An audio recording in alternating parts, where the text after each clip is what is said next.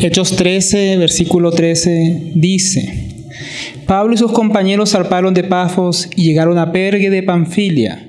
Pero Juan, apartándose de ellos, regresó a Jerusalén. Mas ellos, saliendo de Pergue, llegaron a Antioquía de Pisidia. Y en el día de reposo entraron a la sinagoga y se sentaron. Después de la lectura de la ley y los profetas, los oficiales de la sinagoga les mandaron a decir: Hermanos, si tenéis alguna palabra de exhortación para el pueblo, hablad. Pablo se levantó y, haciendo señal con la mano, dijo: Hombres de Israel, y vosotros que teméis a Dios, escuchad.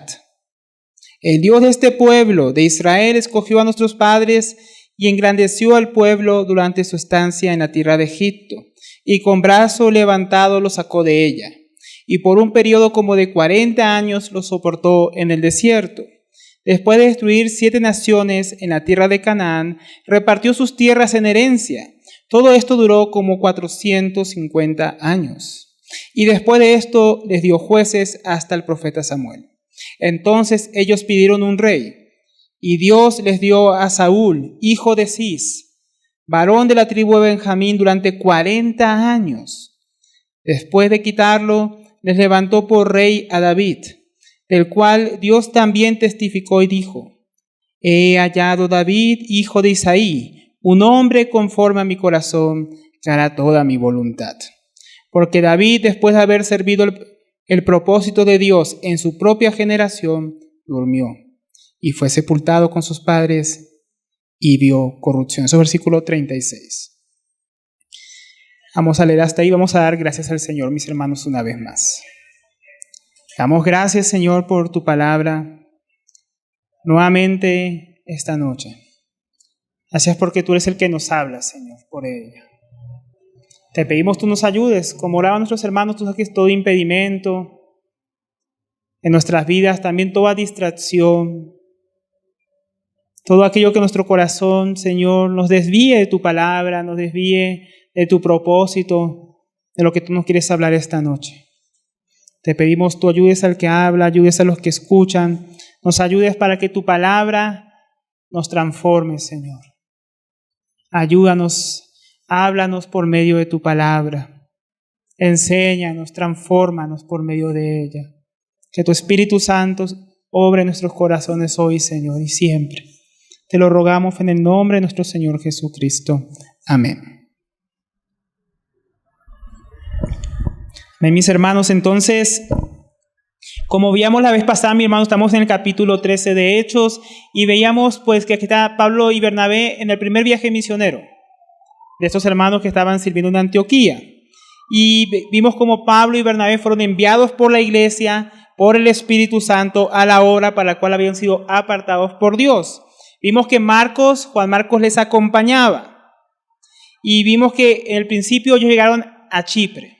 Y ahí comenzaron a predicar el evangelio, pero un mago sabio llamado Elimas se les oponía para que el procónsul Sergio Paulo escuchara el evangelio.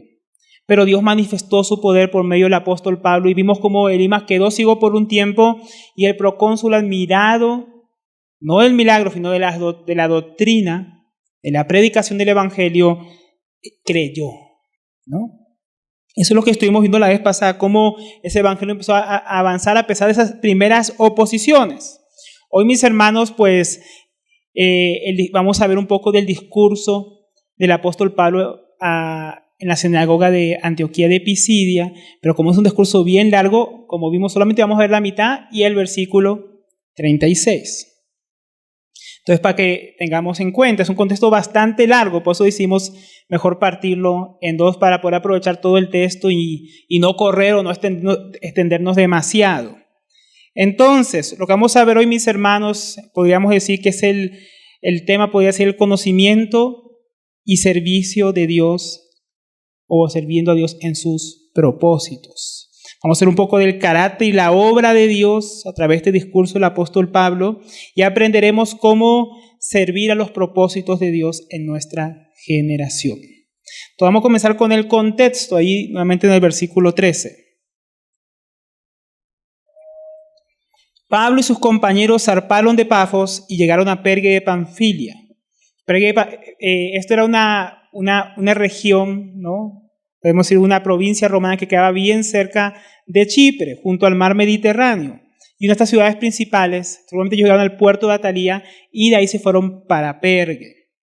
Y dice, pero Juan, apartándose de ellos, regresó a Jerusalén. Como decía la vez pasada nuestro hermano Andrés, así brevemente la vez pasada, no sabemos si era primo o sobrino de Bernabé, sabemos que era un familiar, que en medio de este viaje pues decidí regresar a Jerusalén. Como bien mencionaba Andrés la vez anterior, el texto no dice por qué. ¿Por qué razón él se fue?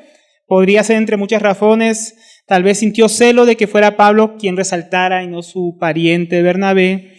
Tal vez fuera por la oposición que experimentó, tal vez no le gustó, dijo, uy, si nos encontramos más elimas, o no encontramos más adversarios para la predicación del evangelio. Tal vez no le gustó mucho el asunto de la oposición. Tal vez no le gustó mucho la idea de que los gentiles se convirtieran a Cristo y se le predicara a ellos. Acordémonos que Juan Marcos, hasta donde sabemos por las Escrituras, él era de la iglesia en Jerusalén. Y tal vez él no estaba tan familiarizado con lo que pasaba, por ejemplo, en Antioquía, donde también habían muchos gentiles que habían abrazado la fe. Y tal vez al ver que Sergio Paulo se convirtió, le chocó. Tal vez tenía todavía prejuicios en que se le predique el evangelio a los gentiles.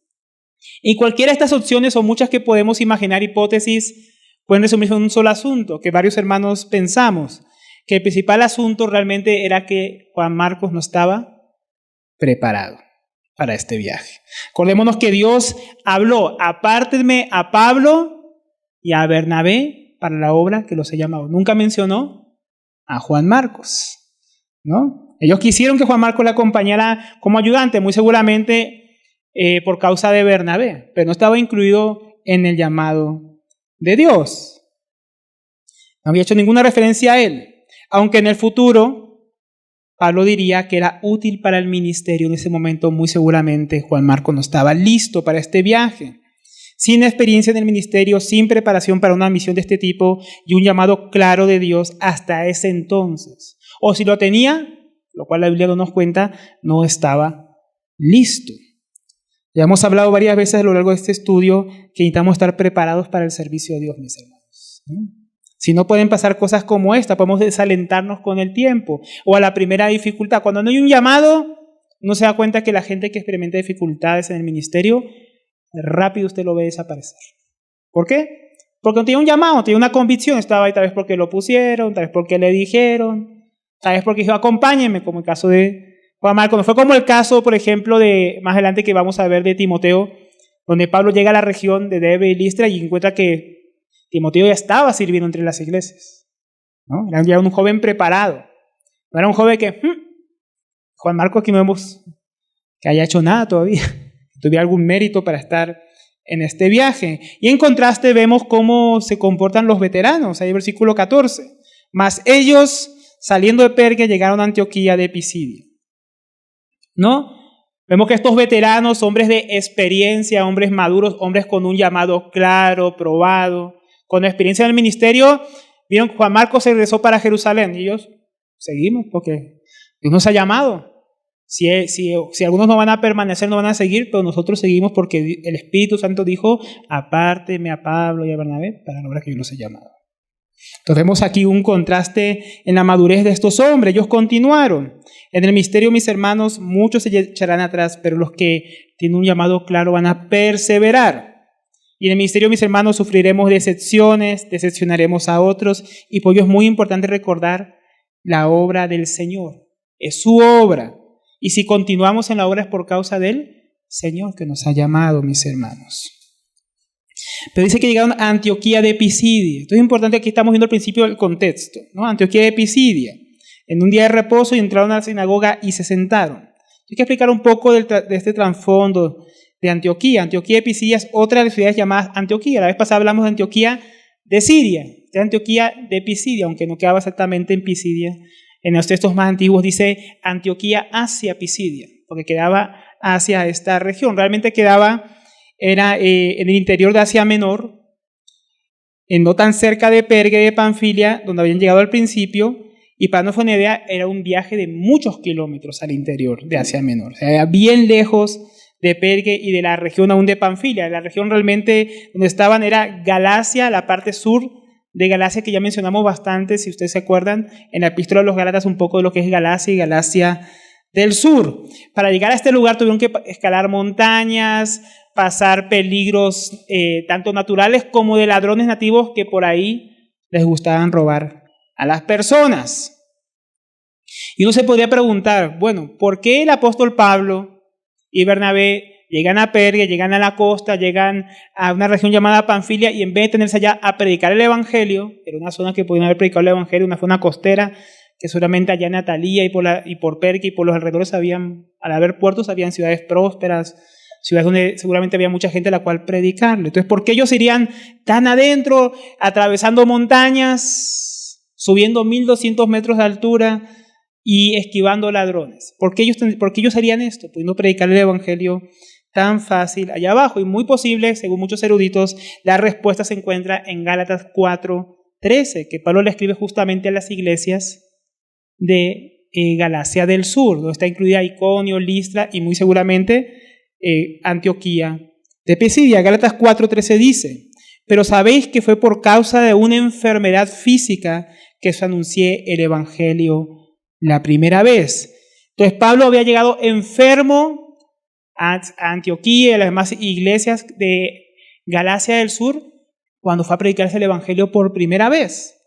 Entonces muchos eruditos concuerdan en que lo más seguro, por la zona y el tipo de enfermedad que había, se trataba de malaria, la cual se daba ya en la zona pantanosa de Asia Menor, justamente hacia la zona baja, no hacia la montaña donde él había subido, sino muy seguramente cuando él estuvo allá en la región de Panfilia, contrajo malaria, la cual trae horrendos dolores de cabeza, fiebre. Yo cuando estuve en el Amazonas vi varias personas enfermas de malaria, varios misioneros, y algo bien tremendo. Y eso que hoy en día hay medicación. En aquel entonces no es que el apóstol Pablo se quedaba un rato en un hospital y bueno, sigamos predicando en Panfilia. Hoy seguramente Pablo, movido para buscar una mejor situación para su salud, junto con Bernabé, que habría tenido compasión de él, subieron para evitar pues todo esto digamos, todo ese tipo de mosquitos y cosas no viven en las alturas. Entonces muy seguramente por eso ellos buscaron una zona más alta, una zona más propicia que también ayudara a Pablo para su salud y lo que él tenía. Igual dice que llegó enfermo, no es que llegó sano.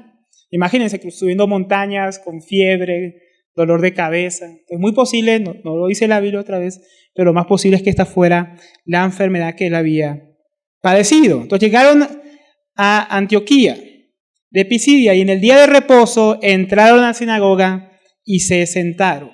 Antioquía de Pisidia, mis hermanos, fue una ciudad de numerosas, que había también numerosas culturas. Allá habían griegos, frigios, romanos y judíos. Los judíos se habían construido una sinagoga donde reunirse en este lugar, y lo cual había llevado a que los griegos de la zona se familiarizaran bastante con el Antiguo Testamento. Podemos encontrar también que habían prosélitos aquí en Antioquía de Pisidia, es decir, gentiles que se estaban acercando o allá eran parte de la religión judía, que se habían convertido al judaísmo.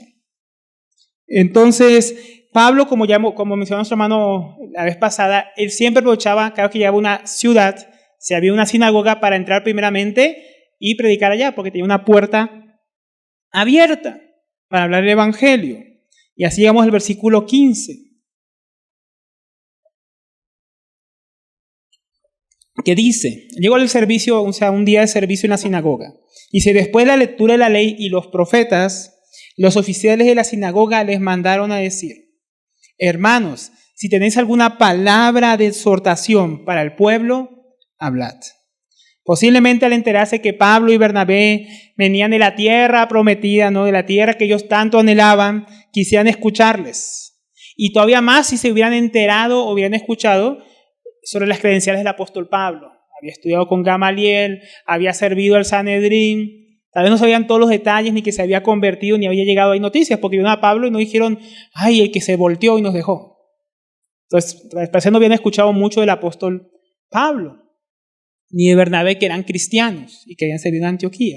Entonces, fuera por sus credenciales o simplemente porque venían de la tierra que ellos tanto anhelaban, querían escuchar si tenían alguna palabra de exhortación. Entonces le pide que hablen a los congregados. Sin duda esto es una providencia de Dios, mis hermanos, Que ellos llegaran a la sinagoga y justo llegando les pidieran, sin conocerles, que hablaran, ¿no? Dios es el que estaba abriendo las puertas. Mis hermanos, y ahí hay mucho que aprender. Nosotros tenemos trabajos, posiciones, lugares donde tenemos influencia en la sociedad, en nuestras familias, en ciertos ambientes que pueden ser una puerta abierta, mis hermanos. A veces puede ser una boda, puede ser un entierro, un cumpleaños, un evento deportivo, educativo, conmemorativo, familiar o religioso, como el que estamos viendo ahí. Y Dios nos abre una puerta a veces en esos lugares, en esos momentos. Tal vez ellos no tenían planeado ese día predicar en la sinagoga, pero Dios les abrió una puerta, mis hermanos. Ahora, si Dios nos diera la oportunidad, mis hermanos, de ser llamados para decir algo en algún evento, eso que acabamos de mencionar, ¿qué diríamos? ¿Qué haremos? Tal vez el apóstol Pablo hubiera podido levantarse y decir, bueno, vengo un largo viaje, tengo una jaqueca horrible, estoy con malaria, ¿tienen algo? No. Tal vez dirían, no, yo estoy muy cansado, yo quería predicar, no, yo no tengo nada que decir, yo tengo malaria, estoy enfermo. O tal vez hubiera contado la historia de cómo viajó, llegó hasta allá. ¿Qué hubiéramos hecho nosotros? No, vengo un largo viaje y esquivé ladrones, subí montañas. El apóstol no se puso con nada de eso. Sabiendo que había hermano, ¿qué haríamos nosotros si supiéramos que tenemos la oportunidad de hablar en un ambiente así, o como los que mencionamos, y tal vez es la única oportunidad de que esas personas escuchen el Evangelio? ¿Qué hablaríamos? ¿Nos limitaríamos solamente a hablar sobre el asunto, sobre la boda, sobre la ceremonia, sobre el evento educativo, deportivo, nacional, familiar, etcétera? ¿O aprovecharíamos para predicar el Evangelio?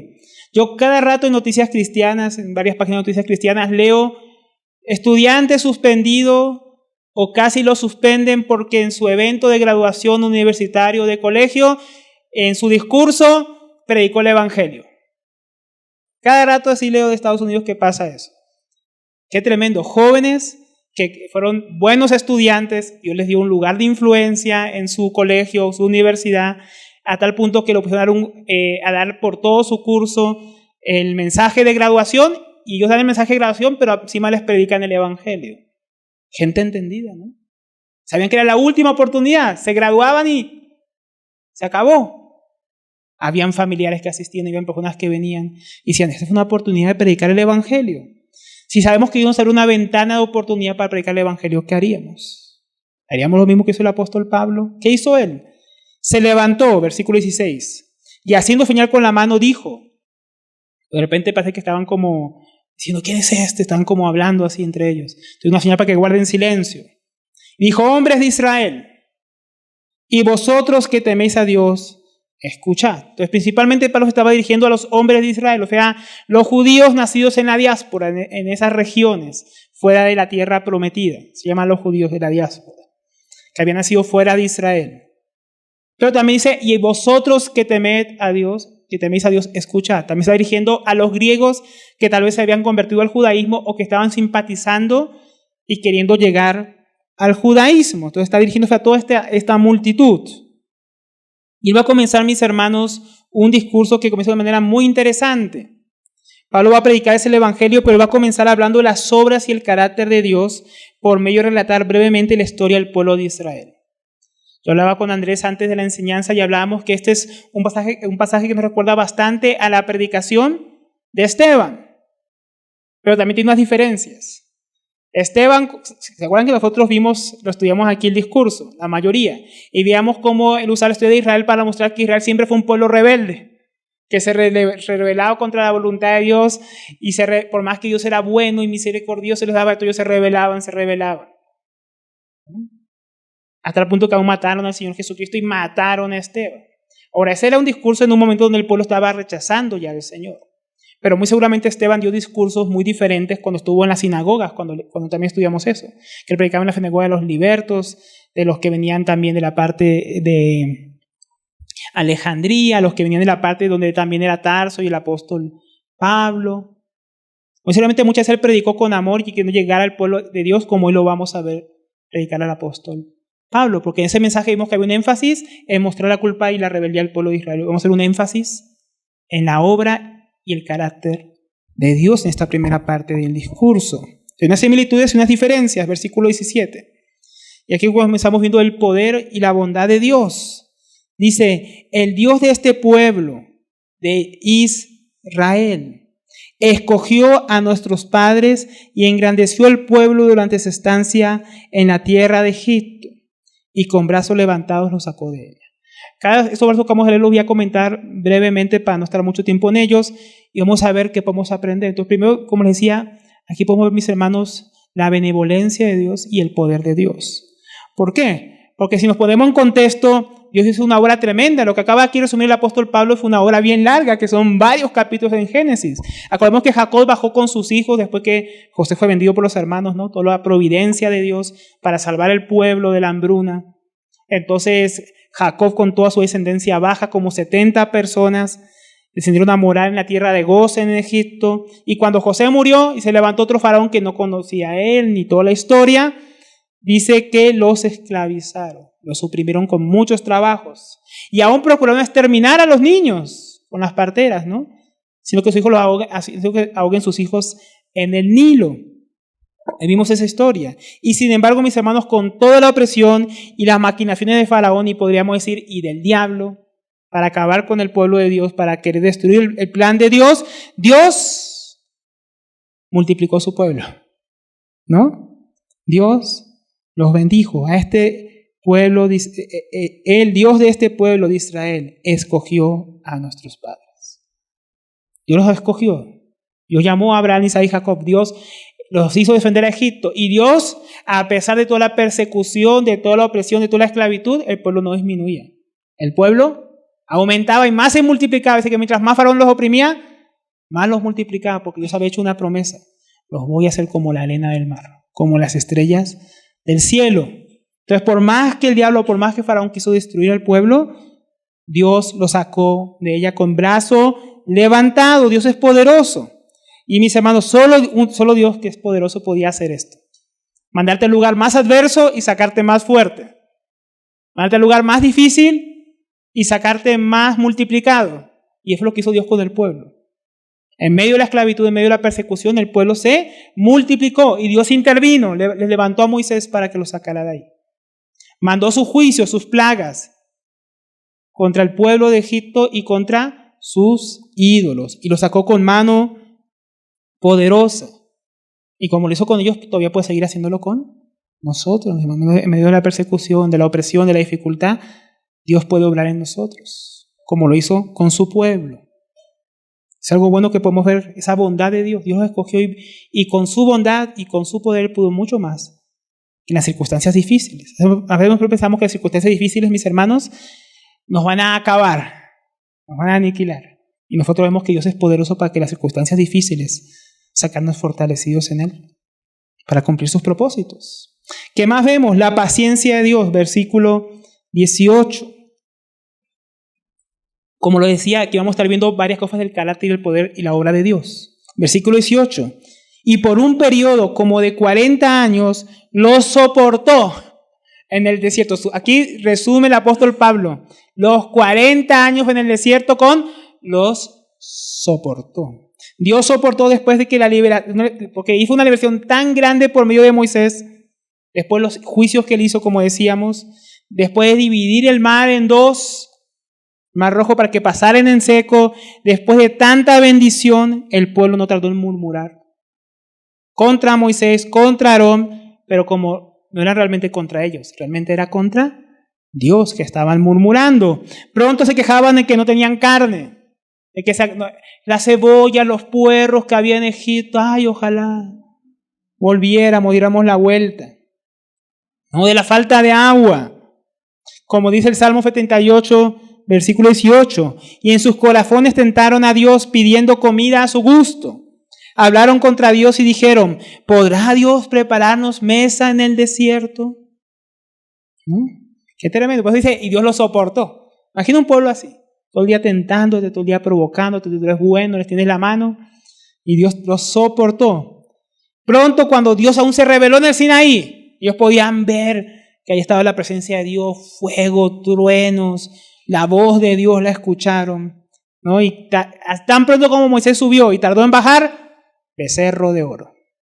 Y ellos diciendo, he aquí tus dioses que te sacaron de Egipto, atribuyéndole a ese becerro de oro la obra de Dios. Y la libertad de la cual ahora gozaban, Dios los soportó.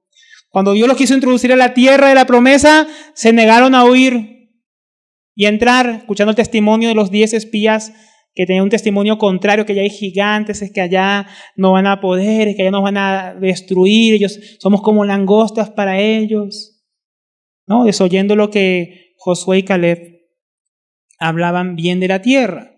Entonces se negaron a entrar, y cuando Dios los disciplinó, dijo, bueno, toda esta generación va a morir en el desierto, solo Josué y Caleb son dignos de entrar a la tierra, todos los demás van a morir aquí. Y dijeron, no, ahora sí vamos a ir. Y Dios dijo, no suban porque no voy a estar con ustedes. ¿Y qué pasó? Subieron. ¿Y qué pasó? Murieron. Varios de ellos por hacer eso.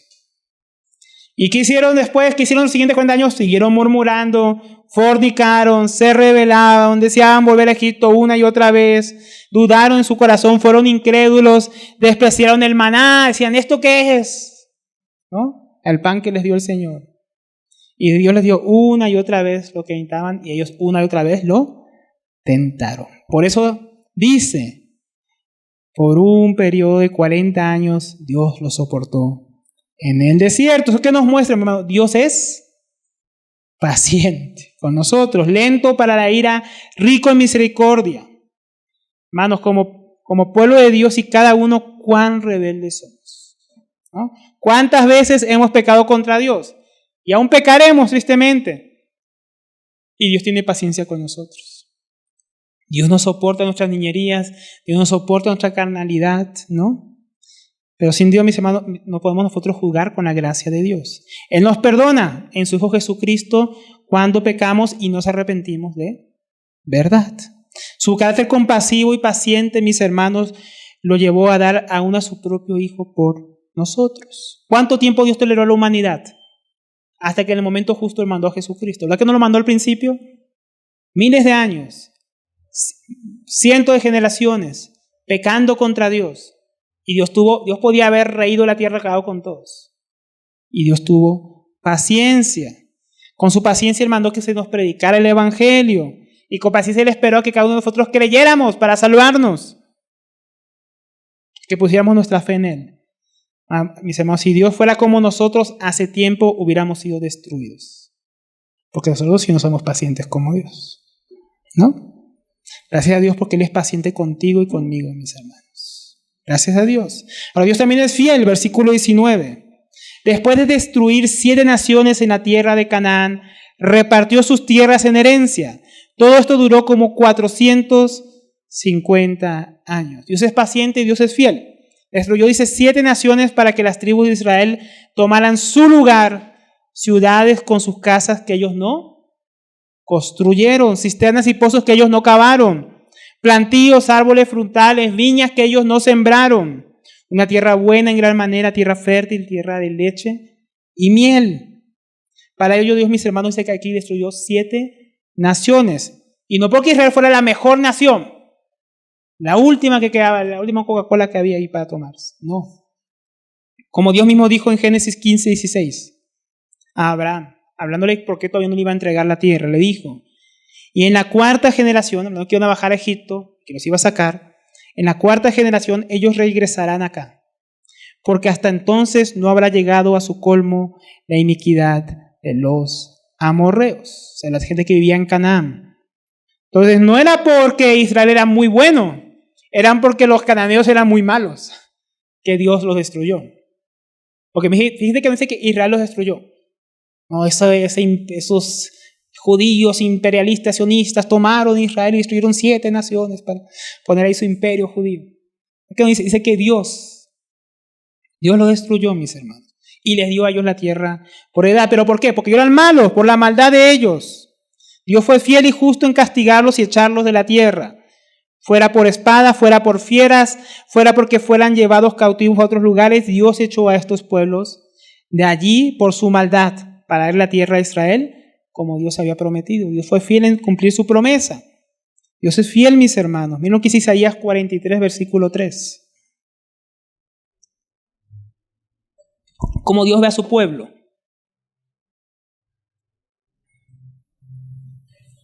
Isaías 43:3 dice: porque yo soy el Señor tu Dios, el Santo de Israel tu Salvador. He dado a Egipto por tu rescate, a Etiopía y a Seba en lugar tuyo. Pero miren por qué lo hizo Dios, mis hermanos. No porque éramos buenos, sino porque Él es fiel. Lo que dice: ya que eres precioso a mis ojos, digno de honra, y yo te amo. Daré a otros hombres en lugar tuyo y a otros pueblos por tu vida. No temas, porque yo estoy contigo. Del oriente traeré tu descendencia y del occidente te reuniré. Miren lo que Dios dice de su pueblo, mis hermanos. Eso nos incluye a nosotros. Somos pueblo de Dios. Dice: eres precioso a mis ojos. El pueblo de Dios llegó a ser precioso a sus ojos por la gracia de Dios, no porque eran buenos. Como ya vimos, Dios los soportó. Pero Dios es fiel y Él cumple sus promesas. Nos dijo: no temas, yo estoy contigo. Le había prometido estar con el pueblo de Israel y Él no lo iba a dejar, ni Él nos va a dejar tampoco a nosotros, mis hermanos. Dios va a cumplir su fidelidad. De tal manera que un día Él traerá su juicio sobre el mundo y los santos dice que heredarán la tierra. Justos, sus hijos.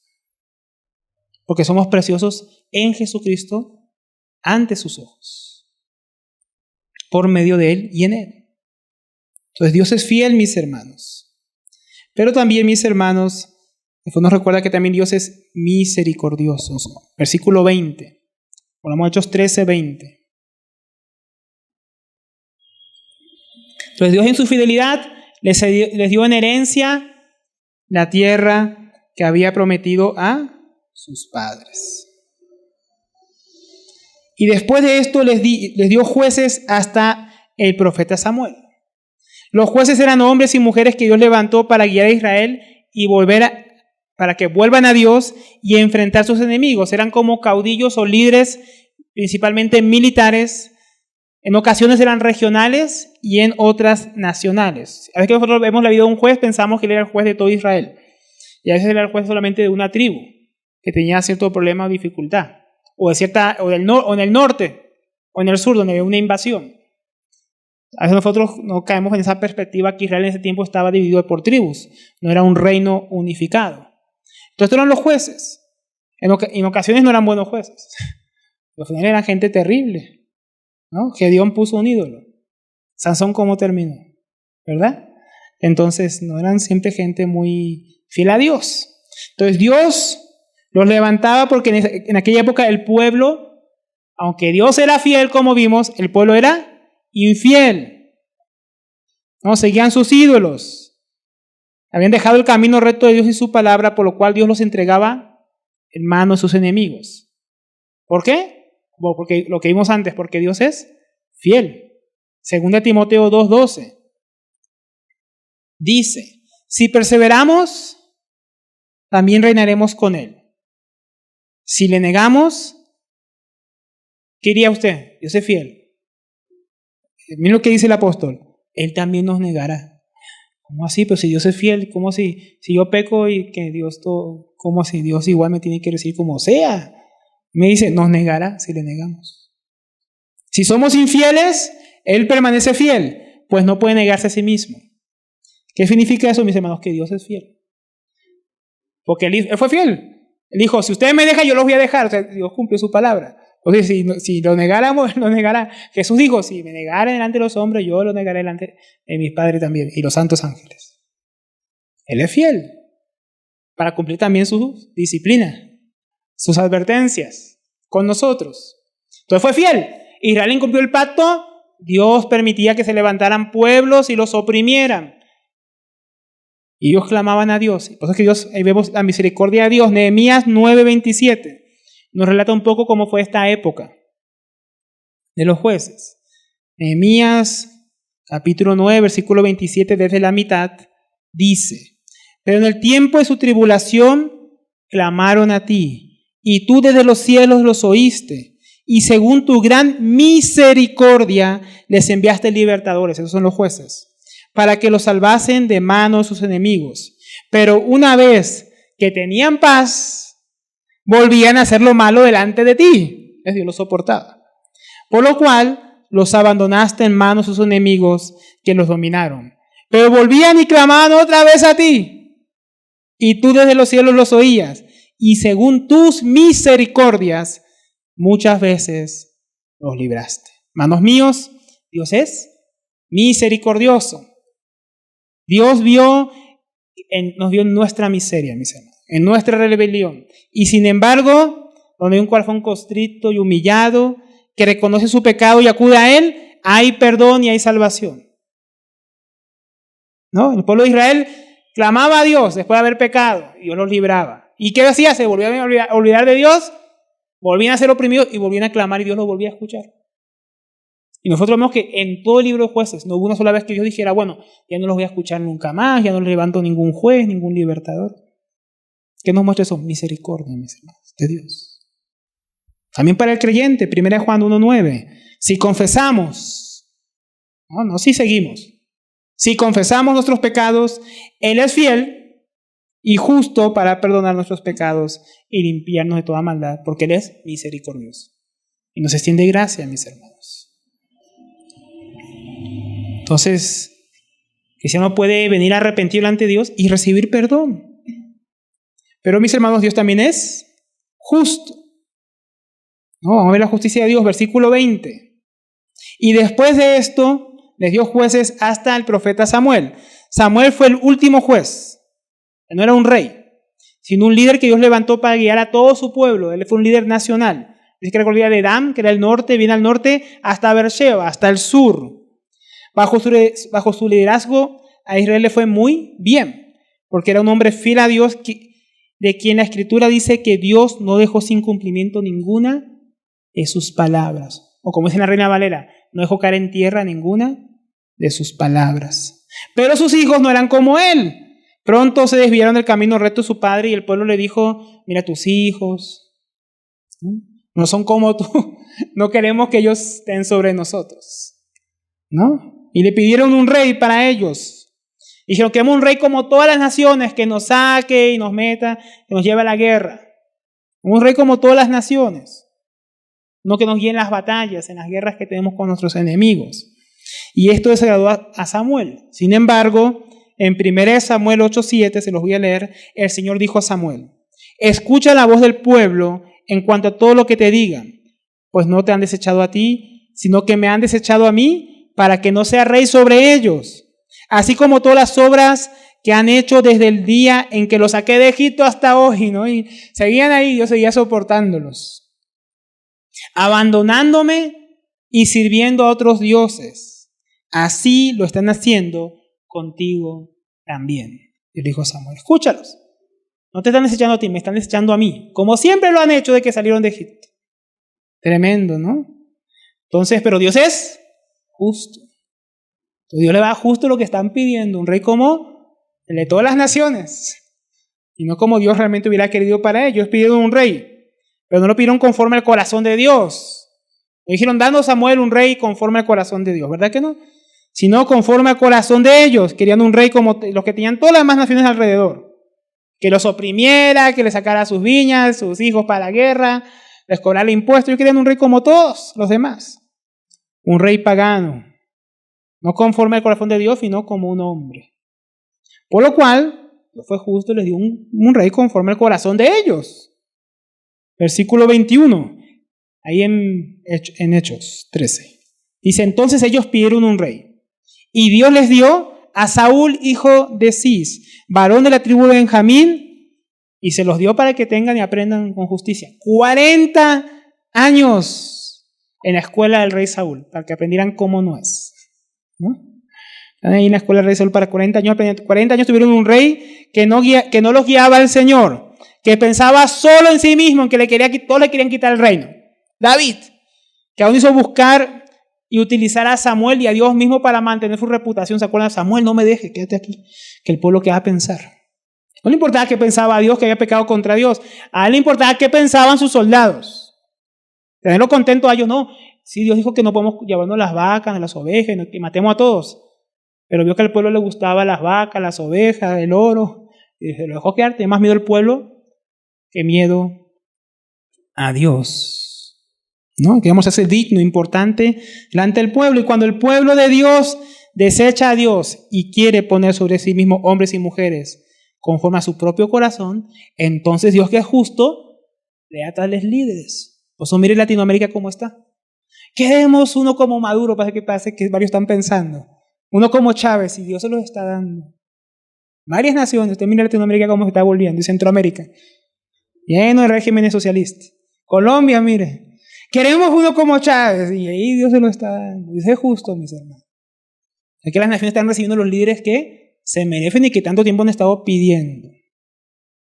También un líder conforme al corazón de Dios, un líder que los guía a su palabra, un líder temeroso de Dios. Tal vez la iglesia lo está pidiendo, pero no, la mayoría de las naciones no está yendo a la iglesia lastimosamente, no son mayoría. Y Dios está dando al pueblo lo que piden, mis hermanos. Porque Dios es justo, está enseñando al pueblo lo que están pidiendo. Pero mis hermanos, eso también puede pasar con la iglesia. Según Timoteo 4:3, dice, bueno, viene diciendo a Timoteo, tú delante de Dios te digo, predica la palabra. Tiempo fuera de tiempo, de argulla, exhorta, reprende, con paciencia y doctrina, porque vendrá el tiempo cuando no sufrirán la sana doctrina, sino que teniendo comezón de oír, mira, ahí vienen los líderes que ellos quieren, y Dios se los va a dar. Se amontonarán maestros conforme a sus propios deseos, concupiscencias, y apartarán de la verdad el oído y se volverán a las fábulas. Por eso tanto cristiano y cristino, extraviado, escuchando y disfrutando la falsa doctrina y de escuchar y seguir falsos maestros, ¿no? Ellos tienen avaricia en su corazón y Dios los entrega a esos pastores del falso evangelio de la prosperidad para que escuchen lo que quieren escuchar. A los que les gusta la vida light, suave, inmoral, superficial, Dios le da un pastor así, ¿no? Que le guste eso. Que le guste el trago, que le guste los tatuajes, que le guste la rumba, que sea todo chévere. Y ahí terminan. Dios les da lo que ellos están pidiendo. Falsos maestros permisivos con el pecado. Ellos quieren diversión. Entonces Dios permite que se levanten en tales lugares hombres de show, payasos, mimos, cuentachistes.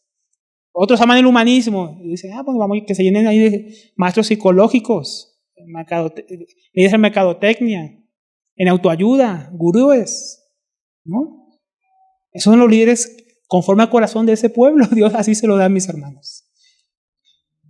Si usted no está allá, de gracias a Dios, seguramente su corazón no está buscando eso, pero cuide su corazón. No sea que usted acabe en un lugar así siguiendo a tales hombres conforme a sus deseos.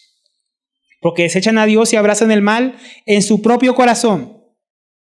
Si no, no seguirían esos falsos maestros, entonces no son víctimas. Dios les está dando lo que están pidiendo. Como vimos que al final Dios le va a dar al anticristo al mundo. ¿Por qué? Porque eso es lo que quieren. Alguien contrario a Cristo. No quieren a Dios ni su ley. Quieren un rebelde, pues lo van a recibir, ¿no? Entonces 40 años Israel tuvo que lidiar con un líder que los alejó de Dios, que era paranoico, ¿no? Y le dio casa a David por años, que anteponía lo suyo a lo de Dios y al pueblo de Dios. Dios les enseñó por medio de Saúl cómo es un rey como el de todas las naciones. Como ellos lo pidieron, Saúl igual que ellos rechazó a Dios, y quienes son así son desechados por Dios. No es el liderazgo que Dios quiere para su pueblo, mis hermanos, ni que quiere su pueblo, que desee su pueblo. Dios nos guarde de eso. Hoy tenemos que esperar el tiempo de Dios y la obrar de Dios. Y llegamos al versículo 22, ¿no? Después que Dios le dio la lección, con la escuela de Saúl, ahora le vamos a mostrar como si es un rey conforme a mi corazón y no como el de todas las naciones. Versículo 22.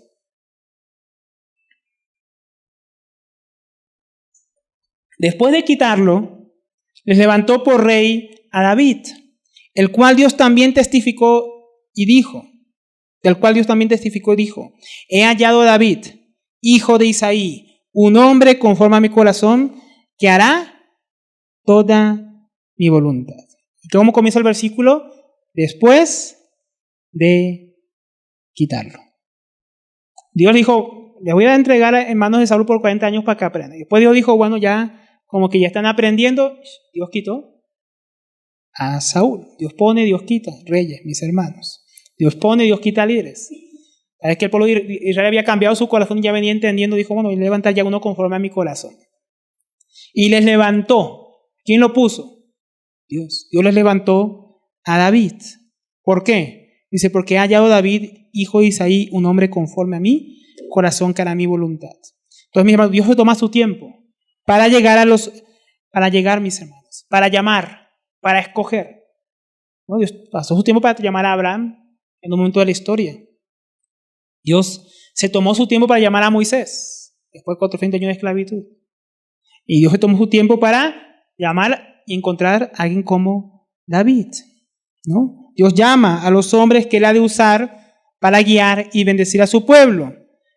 Porque tienen que ser hombres conforme a su corazón. Y si son conforme al corazón de Él, como dice, porque hará mi voluntad. Un hombre conforme al corazón de Dios no va a ser como Saúl, que hacía su propia voluntad. Dios decía, haz esto, y él no lo hacía. 2 veces Dios le dijo que hiciera algo en la guerra y no lo hizo. Pero dijo, no, él sí es conforme a mi corazón. Él sí va a hacer mi voluntad. Saúl era un hombre conforme al corazón del pueblo, un hombre sin carácter, por lo cual no pudo permanecer dignamente en la posición a la que Dios lo puso para el pueblo. Como dice el hermano Miguel Núñez, aquellos que son jóvenes en el ministerio, nunca te pongas en una posición donde tu carácter no te podrá sostener. Tremendo, ¿no? Escuchaba un predicador, hermano Miguel Núñez, y decía eso. No te pongas en una posición en el ministerio donde tu carácter no ha llegado todavía. ¿Por qué? ¿Qué te pasa lo de Saúl? Saúl no tenía el carácter para ser el rey que Israel necesitaba y no pudo permanecer ahí dignamente. El tiempo que estuvo ahí fue muy indigno, como veíamos, paranoico, que no matara a David, no haciendo lo que Dios le había mandado. Pero tengo la posición. ¿De qué sirve? ¿No? Si no tenemos el carácter para estar ahí, mis hermanos, nada sirve. El carácter sostiene al siervo de Dios en la posición a la que Dios lo llama. Como vimos al principio, Juan Marcos al principio no estaba listo para la misión, le faltaba tiempo, le faltaba experiencia, preparación, servicio y seguramente carácter de Cristo formado en él. En el futuro lo tendría, sería útil para el ministerio, pero todavía no estaba listo, le faltaba cosas en su carácter ser formado para poder andar en el mismo llamado junto a hombres de Dios del calibre de Pablo y Bernabé. Moisés, después de 40 años no estaba listo y pasó 40 años más en el desierto creciendo en carácter para llegar a ser un hombre manso y humilde, ser formado para el trabajo que Dios le tenía. Todos mis hermanos, todos, incluso en el pueblo, menos 2 personas, Josué y Caleb, estuvieron listos en aquella generación para entrar a la tierra prometida. Los demás tuvieron, ¿no?, miedo y no tuvieron carácter, ni la fe, por lo tanto, ni la obediencia de estos 2 hombres, que sí fueron hallados dignos de entrar en la tierra de la promesa. ¿No? Hasta para entrar a la tierra prometida hace falta ser hombres como Josué y Caleb. Entonces tenemos que ser pacientes para ser llamados por el Señor, listos para servirle tal como Él quiere, con un carácter formado que corresponda al llamado que Él nos ha hecho. Cuando estamos listos, mis hermanos, estamos sirviendo y descubrimos que no estamos listos, es bueno dejar por un tiempo lo que estamos haciendo para crecer en carácter. Porque si no, mi hermano, el final es como el de Saúl, como el de Judas, como el de Ananías y Zafira, ¿no? Porque podemos darnos cuenta en el camino que, bueno, nos falta todavía mucho, yo estoy haciendo algo que no debería estar haciendo todavía, no estoy listo. Hay gente que a veces comienza un servicio muy prematuro y en el camino se da cuenta que todavía me falta tanto. Yo diría como, ¿sabes qué debemos hacer? Parar un tiempo y dejar que Dios obre y trabaje en nuestro carácter, para que crezcamos en carácter, crezcamos en integridad y podamos vivir mejor, conforme al corazón de Dios, de manera que hagamos su voluntad. Porque hemos venido viendo cómo es el carácter de Dios para hacer su voluntad. Así como vimos que Dios es compasivo, Dios es justo, Dios es misericordioso, ¿no? Dios es fiel, Él también quiere que así lo sean sus siervos, aquellos que le van a servir. Porque estábamos viendo el carácter de Dios hace un momento, ¿no? Cómo Él actuó con el pueblo de Israel, soportando, paciente. Si no tenemos todas esas cosas formadas en nosotros, no podemos tener el nivel de Dios, obviamente.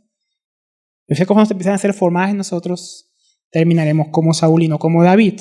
Ahora, antes de pasar al último punto, no sé si se han dado cuenta de algo que se repite en todos los versículos que hemos venido leyendo. Dios escogió. y engrandeció. Dios soportó. Dios destruyó 7 naciones y repartió la tierra en heredad. Dios le dio jueces. Dios les dio a Saúl. Dios levantó a David. ¿Se da cuenta? Dios. ¿Quién venía haciendo la obra? Dios. No, podemos agregar, Dios envió a su Hijo. Dios nos salvó por medio de Él. Dios nos envió a predicar el Evangelio a toda la tierra. Dios apartó a Pablo y a Bernabé para la obra que los había encomendado, apartado, llamado. Él es bueno, justo, misericordioso y podemos confiar, mis hermanos, en saber que ese Dios no va a cambiar. Saber que es fiel y saber que es nuestro Dios. Y este conocimiento debe llevarnos a servir y a vivir para Él, que ese es el último punto, mis hermanos. Porque hemos visto el carácter de Dios y la necesidad de ese carácter en nosotros. ¿Para qué necesitamos todo eso? Es para servir a Dios. El propósito de Dios. Vamos a saltar al versículo 36, ahí en Hechos 13, donde vamos a terminar hoy. Hechos 13, 36. Quiero terminar ahí porque con ahí concluye pues David. Por eso seguimos ahí con el 36. Pues seguimos hablando de David. Vimos que David era un hombre conforme a su corazón, que iba a hacer la voluntad de Dios. Pero luego se dice el versículo 36. Porque David, después de haber servido el propósito de Dios en su propia generación, durmió y fue sepultado con sus padres y vio corrupción.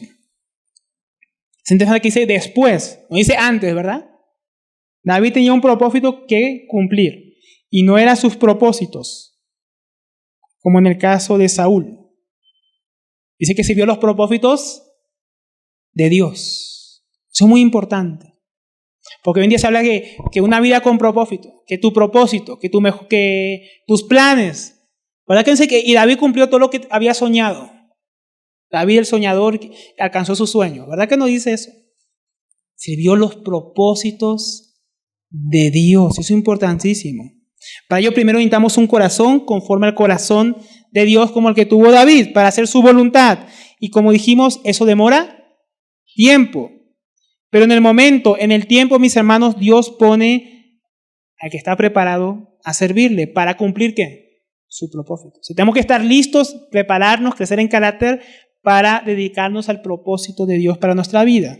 Ese propósito tiene un tiempo y tiene un lugar. Porque dice, en su propia generación. Entonces, primeramente podemos decir que hemos nacido, mis hermanos, con un propósito. Servir el propósito de Dios.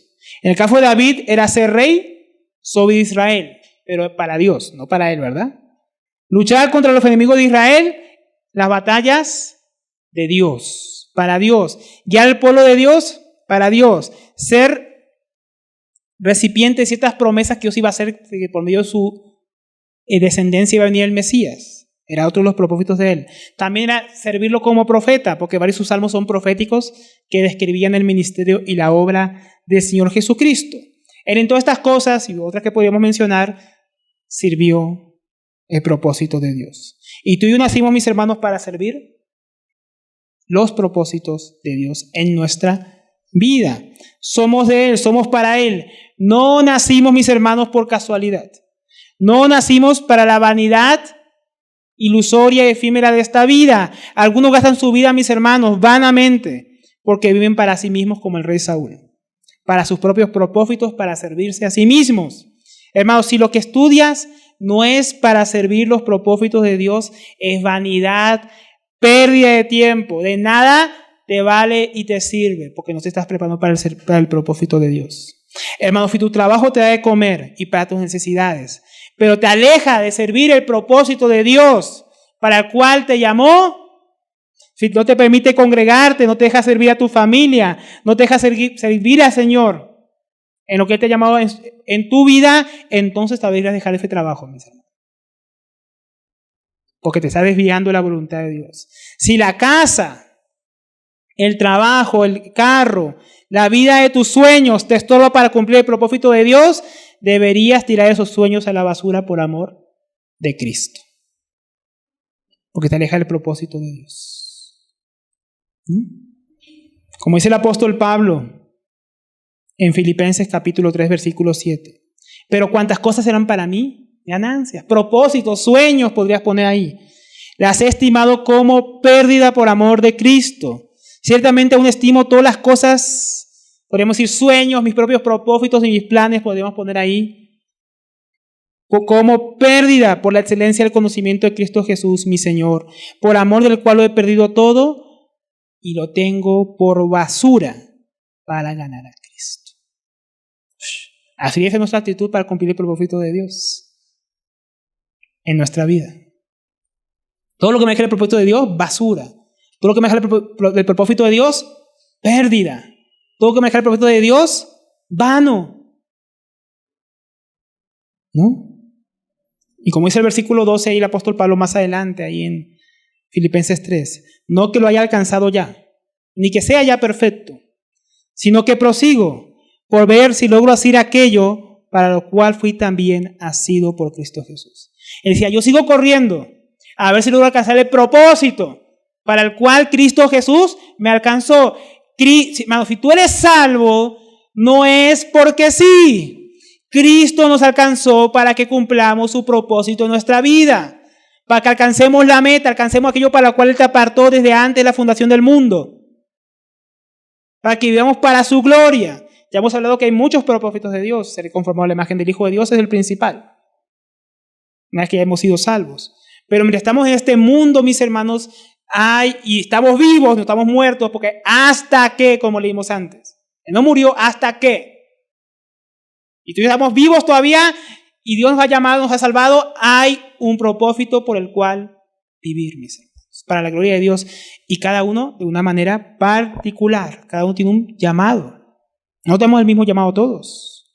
Hemos nacido con un propósito y no es lo que hacemos, sino lo que Dios nos llamó a alcanzar por medio de lo que nos mandó a hacer. Por ejemplo, mi hermano, mi propósito, usted puede decir, Alberto, es predicar. No, eso no es mi propósito, mi hermano. Eso es lo que hago. Predicar es un medio que Dios usa para que yo le sirva a Él en su propósito. Por ejemplo, pues en la edificación de la iglesia, que son los propósitos de Dios, eternos. La edificación de sus hijos. Uno podría pensar, yo no predico. Como hermano Alberto, es que ese no es el propósito. Eso es lo que hacemos. Dios nos da dones y ministerios no para que vivamos para el don y el ministerio, que un día se va a acabar cuando Cristo venga, sino para alcanzar el propósito, que permanece para siempre. En eso debemos enfocarnos, mis hermanos. Entonces, ¿para qué estás viviendo? Algunos, tal vez, mis hermanos, están dispuestos, a veces uno habla con algún hermano y está dispuesto a irse a otro país para alcanzar lo que quiere, ¿no? Al norte, de ahí vendrá mi socorro, los Estados Unidos, de Canadá, o de España, ahí vendrá mi socorro. En vez de decir de Jehová, ¿no? Del norte vendrá, ¿no? Y entonces están pensando cómo van a cumplir sus sueños. ¿Cuánto ganaría si yo viviera allá? Es que por hora me pagan tanto allá. ¿Cuál es su propósito en la vida? Al parecer, hacer plata, tener una casa grande, un carro, seguridad, no es que aquí es muy inseguro. Eso es que no habría entendido el propósito de Dios. Si ese fuera mi propósito, yo me hubiera quedado en Israel, mi hermano, de verdad. Ese no es el propósito de Dios para nuestras vidas. Seguridad, plata, casas, carros, no es el propósito. ¿No? Buscar un mejor país donde nos vaya a ir mejor, porque aquí está muy difícil la cosa, ¿no? Ese no es el propósito, mis hermanos, servir a Dios. Y si en su propia generación, eso es importante, el propósito de Dios para su gloria, para Él cuando nos llamó y alcanzó, mis hermanos, está ligado a la generación en la que Dios nos ha puesto. No nacimos por error en este tiempo. Es que no, yo hubiera nacido en la época del Señor Jesús, a veces pensamos y decimos, ¿no? Yo hubiera querido estar ahí, ser uno de los apóstoles, ser un discípulo, hermano. Si no naciste ahí, no es por casualidad. Naciste aquí por una razón. Que tiene un propósito, el cual tenemos que servir. David fue colocado en la historia en el lugar justo después de Saúl. No porque sí, porque él iba a servir como rey conforme al corazón de Dios para hacer la voluntad de Dios en su generación. Y llevar el reino de Israel a su máximo esplendor. Si tú y yo, mis hermanos, estamos para servir los propósitos de Dios en esta generación, en nuestra generación. Dios consideró en su sabiduría, en su conocimiento anticipado y completo de todas las cosas, no antes, no después, ahora. En medio de la familia, nación, iglesia, donde Dios te ha puesto en esta generación. Entonces respira hondo, mi hermano, y da gracias a Dios. de que estás sirviéndole en la generación que él pensó que tú debes servirle. Que él sabe que tú irías a servirle en esta generación. David no fue un hombre, mi hermano, perfecto. A pesar de todo eso, ¿no? Tomó a Betsabé, la mujer de Urías, cuya muerte propició, aún por medio de su general. Falló mucho que fue en su generación. Pudo haber hecho mucho más, pero había permanecido fiel. Pero después de todo esto, aún no se sirvió a Dios. ¿Y por qué? Porque se arrepentía y buscaba nuevamente a Dios. Y luego dice, y fue sepultado, ¿no? Después durmió. Después que sirvió su generación, ahí sí se pudo morir tranquilo. Después que hizo lo que tenía que hacer.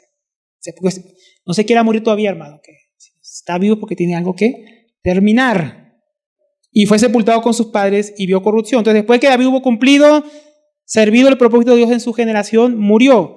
Tú y yo estamos vivos por eso, mis hermanos. Solamente porque aún no hemos cumplido el propósito en nuestra generación. El martes, como algunos saben, falleció un familiar ahí de mi esposa, que es un tío, que también lo llamaba como abuelo, ¿no? Y falleció. Y era un hombre, hermanos, que sirvió a su generación. Era un hombre de Estados Unidos, Carlos Lehman, que vino como misionero a Colombia hace muchísimos años, ¿no? Creo que más de 30 años. Y él sirvió con los yutpas, sirvió con los indígenas, sirvió en Bucaramanga, ayudó a establecer iglesias, a una escuela bíblica, la escuela bíblica de Maús, correspondencia a distancia, de teología. Y, hermano, y él hace años que no puede ver y nunca dejó de leer. Tiene una lupa así gigante, tiene una lupa gigante con la cual, con lo poca vista que daba con ojos, seguía leyendo la Biblia y libros. Carlos me compraba libros de biografía y los leía, estando casi ciego. Nosotros con 2 ojos a veces no leemos nada, ni la Biblia. Ese hombre, hermanos, ella no podía leer la Biblia a lo último. ¿Y sabe qué? Seguía predicando. Tanto había leído la Biblia que él podía armar las... Yo estuve presente, a veces yo ayudé. Hermano, él dictaba a mi esposa, cuando era secretaria en la escuela, la predicación. Decía, tal versículo en tal lugar dice tal cosa, escribe y escribe que voy a decir esto y eso. O sea, le dictaba los versículos de memoria. Él sabía dónde quedan los versículos en la Biblia. Nosotros a veces no sabemos saber por dónde comienza la Biblia y dónde termina. Y ese hombre tiene una memoria tremenda. Y seguía, hermano, él predicó hasta el domingo, antes de caer enfermo, con una semana que estuvo enfermo, y falleció. O sea, así murió, con las botas puestas, trabajando. Su entierro tremendo. Llegaron los yutpas, donde él estuvo evangelizando, los indígenas, un montón de gente a la cual él sirvió. Hasta Estados Unidos llegaron de todas partes de Colombia. ¿Por qué? Porque sirvió el propósito de Dios en su generación y entonces sí se murió. Entonces sí. Hombre a los 90 y algo años, muerto. Después de servir a Dios toda su vida. Tremendo, ¿no? El mismo martes, tremendamente, también murió el hermano Andrés, conocido también como el traficante o contrabandista de Dios, que metía Biblias en la Unión Soviética, en Rusia, en todos los países de la cortina de hierro, que cayó en el 89, ¿no? Que cayó el muro de Berlín y todo esto. Él metía Biblias, ayudaba a la iglesia perseguida. Él fue el que fundó Open Doors, lo que conocen, Puertas Abiertas, que trabaja con la iglesia perseguida y para llevar Biblias a todo el mundo y llevar material y capacitar las iglesias que están siendo perseguidas en todo el mundo. Y después servía a su generación, ahora sí, se murió, ¿no? Dios está recogiendo una generación de hombres que le sirvieron fielmente. Ellos murieron, mis hermanos, después de haber servido el propósito de Dios y gastar sus vidas para Él. Pero tanta gente que quiere ir para Estados Unidos y Él se vino a Colombia, imagínate. Tremendo, ¿no? A servir aquí. Servir el propósito de Dios. Y nosotros, mis hermanos, estamos cumpliendo, sirviendo el propósito de Dios en nuestra generación. Hay quienes han muerto sin cumplirlo plenamente. Por lo menos como Dios quería. Sansón, ¿cumplió el propósito de Dios? Sí. Acabar con los filisteos en gran manera cumplió. Pero ¿será que Dios quería que él acabara con los ojos arrancados, encadenado por sus enemigos? ¿Será que así era como el propósito que él le sirviera? No. El propósito de Dios solamente era que Sansón fuera un hombre valiente, como lo fue Nazareo consagrado, que acabara con los enemigos de Dios y murió a través de viejito. Pero no fue fiel. Cumplió el propósito de Dios, sí, pero no como Dios quería. David, ¿no? Como decíamos, abusó de Betsabé, mandó a matar a Urías, hizo un censo que Dios había mandado que no se hicieran censos. Cuando iba a hacer el templo, Dios le dijo, has derramado mucha sangre. incluida la de Urías. Tal vez en el propósito de Dios estaba también que él construyera el templo. ¿Y por qué no pudo cumplirlo? Porque fue infiel en algo que Dios le mandó que hiciera. Entonces, mi hermano, nosotros podemos alcanzar el propósito de nuestra vida a pesar de que hayamos pecado, a pesar de que nos hayamos equivocado muchas veces, pero si no corregimos nuestro andar, de repente hay cosas del propósito de Dios para nuestra vida que no vamos a poder servirle. Y Dios va a tener que levantar a otro, que termine la parte que nos sacó a nosotros. Entonces tenemos que cuidarnos. Entonces, mi hermano, ya concluyendo, la obra y el carácter de Dios nos muestran, mis hermanos, que Dios tiene un propósito para ser llevado a cabo conforme a su persona. Él llama, Él fortalece, Él es fiel y nos introduce en sus planes, nos muestra su misericordia y nos trata con justicia. Y como veremos la próxima semana, su carácter y su obra son clave para poder comprender el Evangelio. Por eso el apóstol Pablo está hablando de esto. Pero para aquellos que ya hemos comprendido el Evangelio, mis hermanos, que lo hemos creído y hemos abrazado la fe, nos espera un reto. Servir los propósitos de Dios en nuestras vidas, nuestra familia, nuestra nación y la iglesia en que nos ha puesto en esta generación. Entonces, una tarea, mis hermanos. Queríamos llevarnos con esta enseñanza. Examinémonos. Meditemos en su palabra y preguntémonos, ¿para qué estoy viviendo yo? ¿Estoy viviendo mi vida para servir los propósitos de Dios o aún me estoy sirviendo a mí mismo como Saúl? ¿Mi vida se alinea con las Escrituras en el propósito de Dios? ¿Mi familia está alineada con el propósito de Dios? ¿Mi matrimonio está alineado con los propósitos de Dios? ¿Mi trabajo está alineado a mi servicio a Dios? ¿Mi estudio, lo que estoy preparándome, tiene que ver con el servir a Dios en esta generación, en lo que Él me ha llamado? ¿Está mi corazón en integridad delante de Dios, de modo que yo vaya a hacer su voluntad? ¿O está como el de Saúl y el pueblo que querían hacer la suya? ¿Conozco la obra y el carácter de Dios y me inspiran para servirle más y mejor? ¿O mi estado actual revela, mi hermano, tal vez mi falta de conocimiento e intimidad con Dios en oración, en su palabra y con su iglesia?